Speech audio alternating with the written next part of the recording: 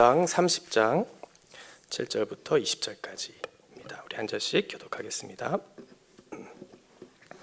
다윗이 아히멜렉의 아들 제사장 아비아달에게 이르되 원하건대 에봇을 내게로 가져오라. 아비아달이 에봇을 다윗에게로 가져가매 다윗이 여호와께 묻자와 이르되 내가 이 군대를 추격하면 따라잡겠나이까 하니 여호와께서 그에게 대답하시되 그를 쫓아가라.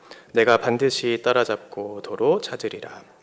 이에 다윗과 또 그와 함께 한 600명이 가서 부솔 시내에 이르러 뒤떨어진 자를 거기 머물게 했으되 곧 피곤하여 부솔 시내를 건너지 못하는 200명을 머물게 했고 다윗은 400명을 거느리고 쫓아가니라. 무리가 들에서 애굽 사람 하나를 만나 그를 다윗에게로 데려다가 떡을 주어 먹게 하며 물을 마시게 하고 그에게 무화과 뭉치에서 뗀 덩이 하나와 건포도 2송이를 주었으니 그가 밤낮 사흘 동안 떡도 먹지 못하였고 물도 마시지 못하였음이니라. 그가 먹고 정신을 차리매 다윗이 그에게 이르되 너는 누구에게 속하였으며 어디에서 왔느냐 하니 그가 이르되 나는 애굽 소년이요 아말렉 사람의 종이더니 사흘 전에 병이 들매 주인이 나를 버렸나이다. 우리가 그렛 사람의 남방과 유대에 속한 지방과 갈렙 남방을 침노하고 시글락을 불살랐나이다. 다윗이 그에게 이르되 내가 나를 그 군대로 인도하겠느냐 하니 그가 이르되 당신이 나를 죽이지도 아니하고 내 주인의 수중에 넘기지도 아니하겠다고 하나님의 이름으로 내게 맹세하소서. 그리하면 내가 당신을 그 군대로 인도하리이다 하리나. 그가 다윗을 인도하여 내려가니 그들이 온 땅에 편만하여 블레셋 사람들의 땅과 유다 땅에서 크게 약탈하였으므로 말미암아 먹고 마시며 춤추는지라. 다윗이 새벽부터 이튿날 저물 때까지 그들을 치매 낙타를 타고 도망한 소년 400명 외에는 피한 사람이 없었더라. 다윗이 아말렉 사람들이 빼앗아 갔던 모든 것을 도로 찾고 그의 2 아내를 구원하였고 그들이 약탈하였던 것 곧 무리의 자녀들이나 빼앗겼던 것은 크고 작은 것을 막론하고 아무것도 잃은 것이 없이 모두 다윗이 도로 찾아왔고 다윗이 또 양떼와 소떼를 다 되찾았더니 무리가 그 가축들을 앞에 몰고 가며 이르되 이는 다윗의 전리품이라 하였더라. 아멘.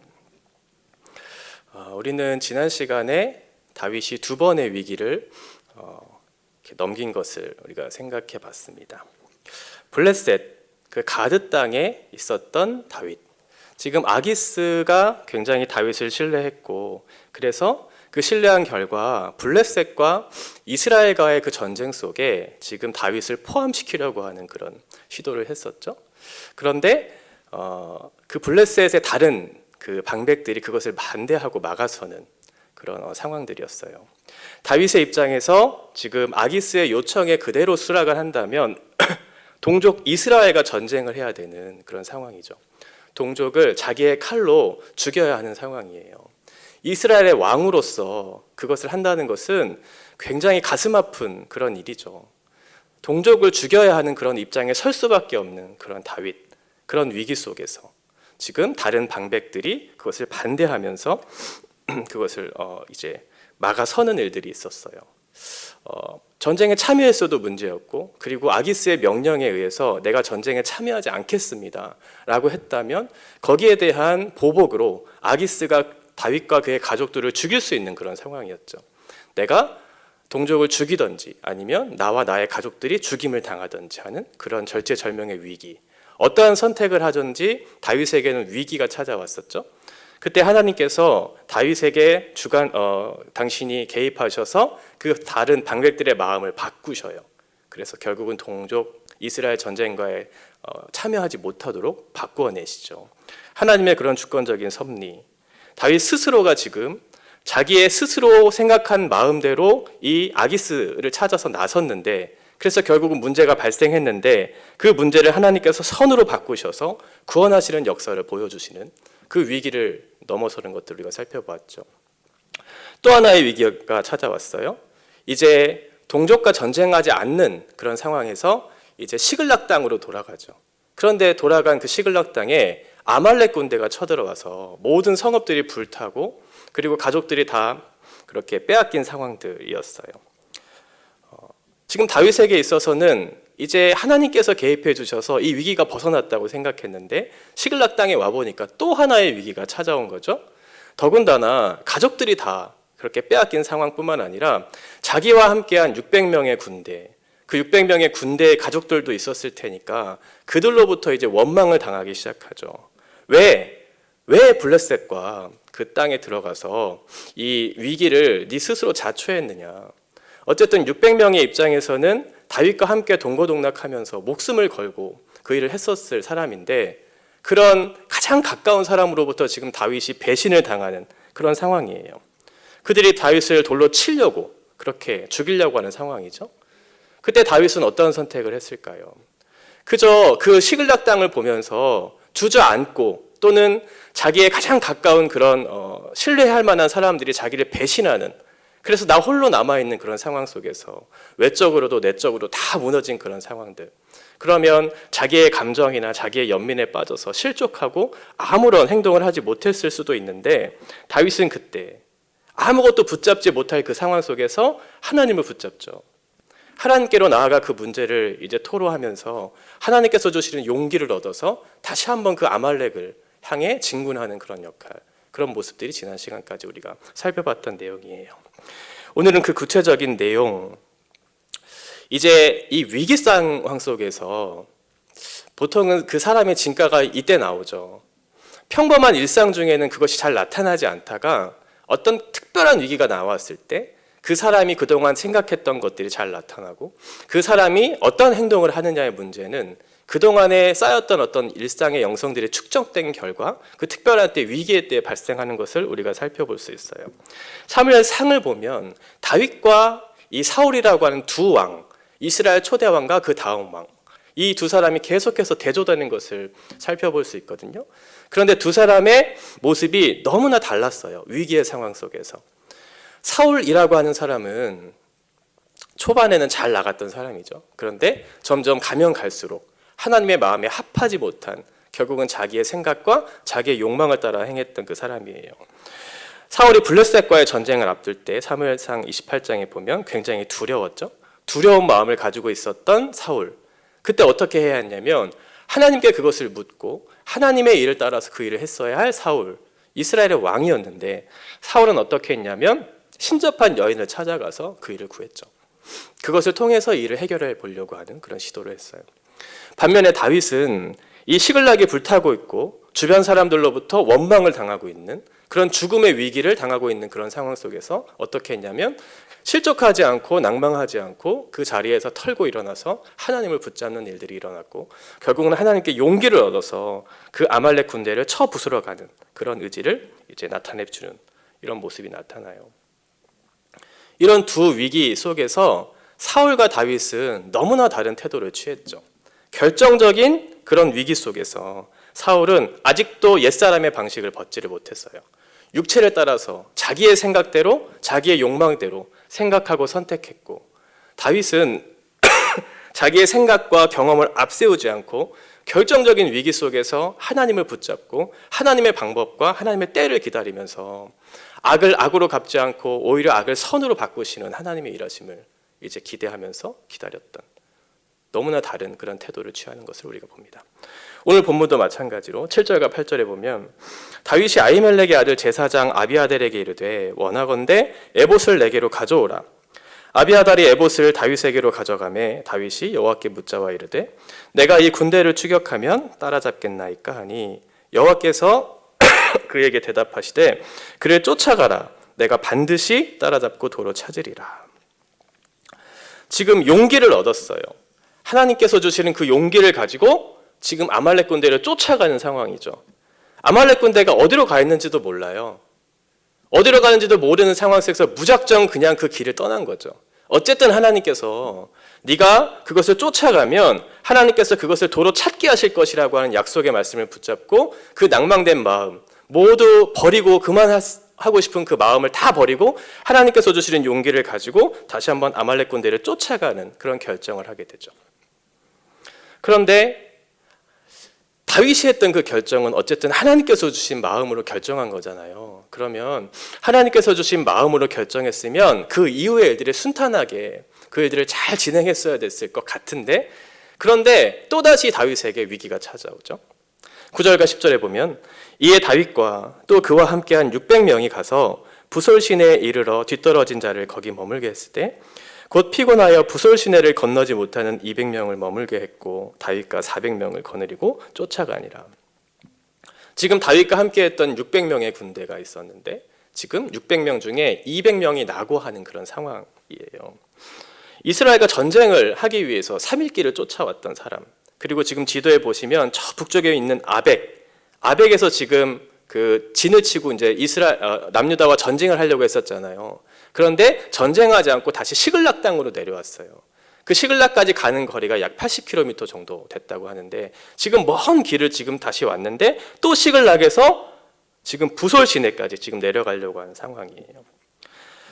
군인들이 아무리 체력이 좋고 그런 사기가 등등해도 이렇게 며칠 동안 이렇게 힘든 행군을 하다 보면 지칠 수밖에 없죠. 심적으로도 지칠 뿐만 아니라 육적으로도 힘든 상태예요. 그래서 결국은 200명이 낙오되는 그런 상황이에요. 문제와 고난이 지금 찾아왔어요. 용기를 내서 내가 하나님 앞에 이것을 결단하고 나아갔는데 600명의 군대 중에 200명이 낙오되고 400명만 데리고 가는 상황이죠. 안 그래도 적은 군사였잖아요. 근데 그 400명의 군대만 가지고 아말렉과 전쟁을 하려고 하니까 지금 다윗에게 있어서 얼마나 불안한 마음이 들었을까요? 그럼에도 불구하고 다윗은 그것을 그런 상황에 개의치 않았어요. 왜냐하면 다윗은 한번 경험이 있었거든요. 소년 시절에 골리앗을 무찔렀던 경험이 있었어요. 그 블레셋의 가장 강한 누구도 대적하지 못할 그런 상황 속에서 다윗이 용기를 내서 골리앗과 맞서 싸울 때 하나님께서 다윗과 함께 하심으로 그 일을 바꾸어내시고 그 일을 이기게 하시는 그것을 경험했기 때문에 하나님을 신뢰했던 거죠. 우리의 전쟁은 사람의 수에 있지 않다는 것을 알았어요. 600명이든 400명이든 하나님께서 가서 그것을 도로 찾아올 것이라고 하는 약속의 말씀을 주셨잖아요.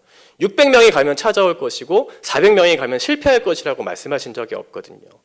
다윗은 하나님의 말씀을 신뢰하고 용기를 내서 끝까지 그 길을 포기하지 않고 걸어갔죠. 그때 하나님께서 어떠한 일을 행하게 하시냐면 한 사람을 만나게 하세요. 지금 아말렉이 어디로 가는지 모르잖아요. 근데 무턱대고 나갔거든요.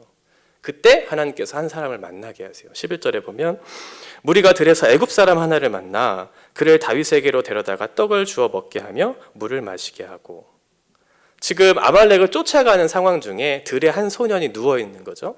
몇 날 며칠 동안 떡도 먹지 못하고 물도 먹지 못하는 죽어가는 한 소년이 있었어요. 근데 다윗이 그 소년을 보고 그냥 지나칠 수가 없었던 거죠. 그 소년을 데려다가 물도 주고 먹을 것을 주면서 그 사람을 살려내는 일을 했어요. 지금 다윗은 어떤 상황일까요? 지금 한가한 상황이 아니잖아요. 전쟁을 해야 되는 상황이고 아말렉을 빨리 쫓아가야 되는 상황이고 가족을 구해야 하는 그런 상황이라는 거예요. 더군다나 이 소년은 아무런 상관이 없는 사람, 어떻게 보면 나와는 상관없는 사람으로 치부하면서 그냥 지나갈 수 있었던 한 인물에 대해서 다윗은 그 사람을 불쌍히 여겨서 그 사람에게 떡을 주고 물을 주면서 그 사람을 살려내고 있는 거죠. 다윗이 목자였잖아요. 한 사람의 소중함을 알았던 거죠. 한 사람이 죽어가는 그 모습을 보면서 그냥 지나칠 수 없었던 목자의 마음이 다윗에게 있었고 결국은 그 사람의 마음을, 그 사람을 생명을 살려내는 일을 했던 거죠. 그런데 그 사람이 누구였냐면 하나님께서 다윗에게 예비하신 한 사람이었다는 거예요. 그냥 지나쳤다면 지금 다윗 군대가 아말렉이 어디에 있는지 알 수 없는 상황 속에서 한 사람을 만났는데 그것이 하나님께서 예비하신 길을 안내하는 그런 소년이었다는 거예요. 13절에 보면 다윗이 그에게 이르되 너는 누구에게 속하였으며 어디에서 왔느냐 하니 그가 이르되 나는 애굽 소년이요 아말렉 사람의 종이더니 사흘 전에 병이 들매 주인이 나를 버렸나이다. 다윗이 그에게 이르되 내가 나를 그 군대로 인도하겠느냐 하니 그가 이르되 당신이 나를 죽이지도 아니하고 내 주인의 수중에 넘기지도 아니하겠다고 하나님의 이름으로 내게 맹세하소서. 그리하면 내가 당신을 그 군대로 인도하리이다 하니라. 하나님께서 우리에게 기대하시는 모습은 어떠한 걸까요? 어떤 특별한 상황들, 특별한 일들, 그러한 일들이 있을 때 내 뜻과 내 마음을 가지고 사람을 대하고 그 일을 해결해라. 이렇게 말씀하시지는 않겠죠? 우리의 가장 일상적이고 평범한 그런 상황 속에서 누구도 주목하지 않고 또 나에게는 어떠한 유익을 가져다 주지도 않는 그런 상황들을 맞이하게 했을 때 하나님께서는 그때의 모습을 보시고 일상에서 너의 진짜 신앙과 인격이 드러나기를 원하는, 기대하는 마음들이 있었던 것이죠. 다윗은 그 구체적인 삶의 일상적인 자리에서 그 모습들을 하나님 기뻐하시는 모습으로 살아냈고, 그 결과 하나님께서 그 사람을 예비하신 영혼들을 만나게 하셔서 결국은 하나님께서 인도하시는 방법들을 보게 하셨다라고 하는 거예요. 우리는 작은 일에는 민감하지 못하죠. 익숙한 매일에 주어지는 일상들을 이렇게 살다 보면 언젠가 또 한 번 찾아올 것이고, 우리에게 너무나 익숙한 그 상황 속에서는 특별한 일이라고 생각하지 않기 때문에 이것이 하나님께서 우리에게 주신 하나의 일이고 과정이고 만나게 하신 사람인가 라고 하는 것을 생각하지 못할 때가 있어요. 그런데 어떤 특별한 때, 나에게 큰 위기의 상황이 왔을 때는 굉장히 신중하죠. 그리고 그 문제를 어떻게 대하는가를 살펴보면 우리의 마음이, 우리의 신경이 그곳을 다 향하고 있어요. 중요하니까요. 그 위기를 어떻게든 벗어나려고 하는 그런 우리의 마음의 상태가 있죠. 그러나 하나님께서는 특별한 때, 어떤 위기의 때만 하나님을 찾으라고 우리에게 말씀하지를 않으시고, 네가 날마다 경험하는 그 평범한 일상 중에도 그때에도 겸손한 마음으로 주님을 신뢰하는 마음으로 일상을 살아내는 것을 우리에게 기대하고 있는 거죠. 그게 진짜 우리에게 주시는 영성이잖아요. 특별한 때에는 다 특별해져요. 하나님 앞에 간절히 무릎을 꿇고 기도하죠. 하나님을 찾죠. 그런데 일상 중에는 그렇게 하지 않아요. 일상 중에도 하나님 앞에 무릎을 꿇을 줄 아는 사람이 진짜죠. 하나님께서 기대하시는 모습이 바로 그거예요. 마태복음 25장 35절. 내가 줄일 때에 너희가 먹을 것을 주었고, 목마를 때에 마시게 하였고, 나그네 되었을 때 영접하였고. 예수 그리스도께서 내가 먹을 것이 없고 줄일 때, 내가 나그네로 있을 때 너희들이 나에게 먹을 것을 주고 마실 것도 주고 네가 나를 영접하였다. 누구도 주목하지 않고 누구도 상관하지 않을 수 있는 그때에 내가 먹을 것과 마실 것을 주었고, 누구도 그 사람을 영접하지 않을 때 영접하였다. 우리가 그렇게 한 적이 없습니다 라고 할 때 40절에 뭐라고 얘기하냐면, 임금이 대답하여 이르시되 내가 진실로 너희에게 이르노니 너희가 여기 내 형제 중에 지극히 작은 자 하나에게 한 것이고 내게 한 것이니라 하시고. 예수님의 평가는 이거예요. 어떤 특별한 사람에게 특별한 일을 했으니 너희가 칭찬받을 만한 일을 했다 이렇게 얘기하지 않으시고, 지극히 평범한 한 형제에게 했던 그게 곧 나에게 한 것이다 라고 하는 거죠. 일상 중에 만나는 사람, 일상 중에 마주하는 어떠한 일, 이것을 어떻게 대하는가를 보면 그 사람이 하나님 앞에 어떠한 마음으로 그 사람을 대하고 그 일을 하고 있는가가 드러난다는 거예요. 우리에게 기대하시는 모습이 바로 그거죠. 특별한 사건이 아니고 우리에게 주신 평범한 그 일상 속에서 하나님을 구하고 하나님을 찾고 하나님을 만나고자 하는 간절한 그런 소망을 들여서 주님 앞에 나아가기를 원하는 마음이 있었고, 지금 다윗은 평상시에 하나님께서 주신 일상의 그런 평범한 일상 중에 하나님께 구하는 그 일들이 낯설지가 않았던 거예요. 그 한 영혼을 보고 내가 구해야지 라고 생각해서 구한 것이 아니고 너무나 익숙한 일이었죠. 한 사람을 살려내는 것이 특별한 일이 아니었어요. 다윗에게 있어서는. 저 죽어가는 그 영혼을 보면서 내가 특별하게 살려내야지가 아니고 당연하게 살려내야지. 일상의 영성이 축적된 결과 그 위기의 때 누구에게나 특별한 일이라고 치부되는 그 시간 속에서 평범하게 너무나 당연하게 그 영혼들을 살려내는 일을 했던 거죠. 세상 사람들은 그 애굽 소년을 보면서 어떻게 생각했을까요? 지금 아말렉 군대는 이 소년을 어떻게 대했어요? 쓸모가 없으니까 버렸다고 표현하잖아요. 쓸모가 더 이상 없어졌으니까 버렸다고 생각하는. 세상의 방식이 그렇죠. 사람들이 보고 저 사람은 쓸만한가? 저 사람은 어떠한 자격과 조건을 갖췄는가? 라고 여겨질 때는 그 사람을 바르게 대하고 그 사람을 선택하면서 나에게 유익을 가져다주는 사람으로 생각하면서 그 사람을 귀하게 여기지만, 그 사람이 쓸모가 없어졌다고 생각했을 때, 실패자라고 여겨졌을 그때에는 함부로 대하기 시작하고 그 사람은 나에게 유익을 가져다 주지 못하는 사람이야. 나와 상관없는 사람이야 라고 하면서 그 사람을 버리는 것을 주저하지 않죠. 그러나 우리 성도들은 그렇게 살지 않아요. 우리는 한 사람을 귀하게 여기는 마음을 갖게 되죠. 우리 스스로가 그 마음을 가진 것이 아니라 예수님께서 우리를 그렇게 대하셨다는 것을 아셨기 때문에 그렇죠. 누구도 알아주지 못하고 버림받아 마땅한 그 한 사람, 그게 바로 우리였고, 그런 우리들을 위해서 그 아들 예수 그리스도를 보내어 주셔서 자기의 생명을 아낌없이 내어주심으로 우리를 살리셨잖아요. 우리가 쓸모가 있어서가 아니고 어떠한 자격이 있어서가 아니고 하나님께서 우리를 그렇게 보시고 당신의 사랑으로 우리를 구원해 주셨던 것처럼 다윗에게 있어서는 그 예수 그리스도의 마음이 있었던 거죠. 자기가 어떠한 형편에서 구원을 받았고 어떻게 당신을 인도하셨는지를 경험했기 때문에 그 한 사람을 바르게 대할 수 있는 마음과 태도가 있었던 거예요. 이렇게 우리에게 일상적인 그 훈련들, 주어진 그 훈련들, 그것들을 잘 맞춰야지만 비로소 우리에게 맡겨진 특별한 일, 그 일을 감당하게 하시죠. 아직 준비가 되지 않았는데 특별한 일이 주어지면 어떻게 될까요? 당황하겠죠. 다윗은 그 매일마다 주어지는 평범한 일상 중에 차근차근 실력을 이렇게 하나님 앞에 이렇게 쌓아가면서 성실하게 맡겨진 자리를 책임 있게 감당하다 보니까 그 특별한 상황이 왔을 때에도 당황하지 않고 그것을 넉넉히 이길 수 있는 상황들을 지금 의연하게 대처하고 있는 모습들이에요.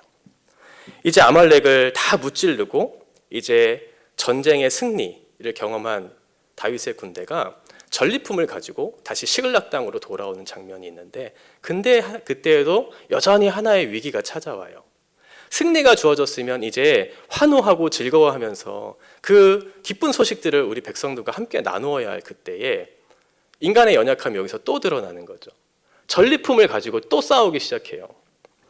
20절에 보면 다윗이 또 양떼와 소떼를 다 되찾았더니 무리가 그 가축들을 앞에 몰고 가며 이르되 이는 다윗의 전리품이라 하였더라. 지금 이 사람이 다윗을 앞에 두고 다윗의 전리품이다 라고 이렇게 칭송을 했던 이 사람들이 결국 누구였어요? 그 전에는 어떤 사람이었죠? 다윗의 그런 어떤 그 행동과 태도를 비난하면서 너 때문에 시글락 땅이 불탔고 우리의 가족들이 아말렉에 끌려가지 않았는가 원망하면서 돌로 치려고 죽이려고 했던 사람이죠. 그런데 지금 전쟁의 승리를 안고 전리품을 많이 가져오니까 어떻게 해요? 다윗을 찬송하기 시작하잖아요. 인간이 이래요. 다윗이 우리의 왕이라고 인정되지 않을 때는 원망하면서 불평하면서 그 사람을 돌로 치려고 하는, 그런데 전쟁의 승리를 우리에게 가져다 주니까 이것은 다윗의 전리품이라고, 다윗이 행했다고 하면서 다윗을 찬송하면서 돌아오죠. 21절에 보니까 다윗이 전에 피곤하여 능히 자기를 따르지 못하므로 부설시내에 머물게 한 200명에게 오매 그들이 다윗과 그와 함께한 백성을 영접하러 나오는지라. 다윗이 그 백성에게 이르러 문안하매 다윗과 함께 갔던 자들 가운데 악한 자와 불량배들이 다 이르되 그들이 우리와 함께 가지 아니하였은즉 우리가 도로 찾은 물건은 무엇이든지 그들에게 주지 말고 각자의 처자만 데리고 떠나가게 하라 하는지라. 지금 이 사람들의 마음속에는 저 사람들, 전쟁에 참여하지 않은 200명의 사람은 그렇게 좋게 평가하지 않은 거죠. 우리는 400명은 전쟁에 참여했다는 거예요. 목숨 걸고 전쟁에 참여했다는 거예요. 그러니까 그 전리품을 나눠 가질 자격이 있는 사람은 우리라는 거죠. 나는 목숨을 걸고 싸웠는데 어떻게 목숨 걸고 싸우지 않는 저 낙오된 저 200명과 우리가 똑같이 우리를 대하는 것이 옳은가라고 얘기하는 거죠. 그러니까 결국 이 사람들의 마음속에 뭐가 있었을까요? 내가 노력을 해서 뭔가를 얻었다. 그러니까 그것은 내 것이다. 이렇게 얘기하는 거죠. 세상 사람들이 말하는 방식이 이런 거잖아요. 내가 열심히 공부했고 열심히 노력했기 때문에 내가 거기에 합당한 대우를 받았다. 그러니 내가 번 돈, 내가 얻은 지위, 이것은 내 거고 내 것을 위해서, 나를 위해서 사용하는 것이 마땅하지 않느냐라고 그렇게 생각하면서 자기의 업적을 취하려고 하는 그 태도를 버리지를 않죠. 근데 우리 그리스도인들은 어떻게 살아요? 우리에게 주신 그 자원들이 내 것이라고 생각하지 않죠. 하나님께서 주신 건강과 하나님께서 주신 재능과 하나님께서 만나게 하신 사람들을 통해서 내가 이 자리에 왔다는 것을 인정하면서 이 모든 것이 하나님께로부터 왔다는 사실을 기억하면서 이 문제를 어떻게 해결하냐면 내 것으로 보지 않죠. 이게 400명의 군사들과 다윗의 차이였어요. 다윗은 그 상황을 보면서 이 문제를 어떻게 봤냐면 23절과 24절에 보면 다윗이 이르되 나의 형제들아 여호와께서 우리를 보호하시고 우리를 치러 온 그 군대를 우리 손에 넘기셨은즉 그가 우리에게 주신 것을 너희가 이같이 못하리라. 이 일에 누가 너희에게 듣겠느냐. 전장에 내려갔던 자의 분깃이나 소유물 곁에 머물렀던 자의 분깃이 동일할지니 같이 분배할 것이니라 하고. 다윗이 봤을 땐 그 400명의 군사들의 관점이 잘못됐다는 거예요. 일상의 영성이 축적이 됐어요. 그러니까 그 관점이 달라지기 시작하죠. 이건 너희의 힘으로 한 것이 아니야. 이건 하나님께서 우리에게 주신 승리야 라고 하면서 하나님께서 아말렉 군대를 우리에게 넘기시겠다고 약속했고 그래서 우리가 이 승리를 얻은 것이 아니냐. 우리는 두려워 떨었지만 그때 하나님께서 우리에게 용기를 주셔서 한 것이고 우리는 어디로 갈지 모르는 아말렉이 어디에 있는지도 모르는 상황 속에서 하나님께서 애굽 소년을 만나게 하셔서 그 길을 안내하신 결과 우리가 승리를 얻은 것이 아니냐. 이것을 깨달았던 거죠. 용기도 하나님께서 주셨고 그 길도 하나님께서 안내해 주셨잖아요. 그리고 그 군대를 무찌르게 하신 것도 하나님이셨죠. 그러면 당연히 그 전리품을 어떻게 해야 되겠어요? 하나님의 백성들에게 동일하게 나누어 줘야 되겠죠. 내가 한 것이 아니니까요. 그래서 다윗은 결정을 해요. 26절 이하에 보면 이제 400명의 군대들에게만 나누지 않고 참여하지 않는 600명의 군대까지 동일하게 전리품을 나누어 주기도 하고 26절 이하에 보면 유다의 다른 성읍들이 많이 나오거든요. 그 성읍들에도 그 전리품을 보내기 시작해요. 그 사람들은 전쟁에 참여하지 않았잖아요. 자격이 없잖아요. 그런데 다윗의 입장에서는 하나님께서 이것을 준 이유는 당신의 백성들에게 주신 것임을 알고 그것들을 나누는 그 태도를 취했다라고 하는 거죠. 이게 다윗이 하나님께 인정받은 이스라엘의 훌륭한 왕으로 평가받은 이유예요. 유다를 이끌 만한 자격이 있었던 사람이죠. 한 왕이 자기의 어떤 업적이나 이기심을 따라서 그 전쟁의 승리에 취하거나 그 업적을 자랑하면서 그렇게 살았다면 다윗은 모든 그 이스라엘 백성들에게 칭송받지 못했을 것이고 하나님 앞에도 그렇게 칭찬받지 못한 왕으로 평가되었겠지만 지금 다윗은 그렇게 하지 않았어요. 이기적인 모든 삶을 버렸죠. 그리고 하나님께서 주신 그 자원의 결과 우리가 승리했다는 사실을 인정했어요. 그리고 그 모든 자원들을 이 땅에 있는 당신의 백성들, 하나님의 백성들에게 하나하나 흘려보내서 그 땅을 치유하는 일들, 그 백성을 함께 살려내는 일들을 했던 거죠. 생각이 다르죠. 우리가 했으니까 우리의 것이다.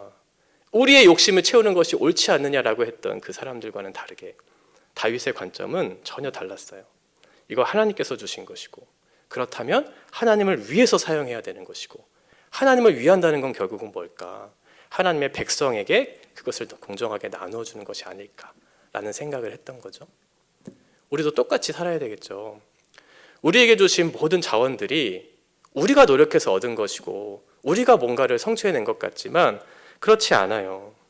하나님께서 우리에게 주신 자원들의 결과 우리에게 용기를 주시고 우리에게 길을 알려주시고 그 일을 할 수 있는 능력을 주셔서 우리에게 그것들을 얻게 하신 것이죠. 그러면 우리는 이것들을 어떻게 사용해야 될까요?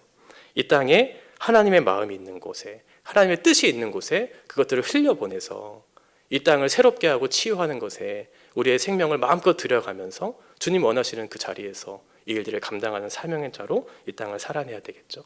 지금 다윗이 그렇게 행하고 있고 우리도 그렇게 삶을 살아내야 되는 사람들임을 우리 또한 잊지 않아야 되겠어요. 이 위기가 찾아왔을 때 두 가지의 교훈을 우리에게 준다고 보는데요. 첫 번째는 일상에 축적된 영성. 평범할 때 우리가 하나님을 어떻게 대하고 사람들을 어떻게 대하고 그 일을 어떻게 대처하는가. 이것들이 쌓이면 특별한 때, 위기의 때 그것을 자연스럽게 극복할 힘이 우리 가운데 생겨날 수 있다. 특별한 때 우리가 더 간절히 기도해야 되는 것은 맞지만 그 특별한 때를 우리가 당황하지 않고 넘길 수 있는 그 이유는 우리의 모든 주어진 일상들을, 평범한 그 일상들을 바르게 살아낼 때 주께서 주시는 그 힘과 자원들이 축적된 결과 그것들을 바르게 이겨내고 대처할 수 있다는 거예요. 두 번째는 하나님을 인정하는 삶, 그래서 그 은혜를 나누는 삶, 그래서 사람을 살려내는 삶을 살아내야 된다. 우리의 것이 다 하나님께로부터 왔다는 것을 인정하는 거죠. 하나님께서 주신 자원으로 내가 살고 있습니다. 그러니 내가 받은 그 은혜의 결과들을 이 땅에 있는 사람들에게 살려내는, 나누는, 그렇게 마음껏 흘려보내는 그런 삶을 살아낼 때 하나님께서 기뻐하시는 그 삶을 살아낼 수 있을 거예요. 우리가 이렇게 살 때 세상이 아프고 세상이 병들고 세상이 소망이 없음을 고백하는 것이 아니라 그 땅에 참된 치유와 참된 회복과 참된 생명의 역사가 있다는 사실을 우리를 통해서 나타낼 수 있다. 우리가 그 일로 우리가 부르심을 받았다는 것을 기억하면서 오늘도 우리에게 주신 하루의 일상들을 잘 살아내고 우리에게 주신 자원들을 잘 이해하면서 우리에게 주신 그 복을 마음껏 사람들에게 흘려보내는 그런 복된 삶을 우리가 사시기를 바랍니다. 같이 찬양하고 기도하겠습니다.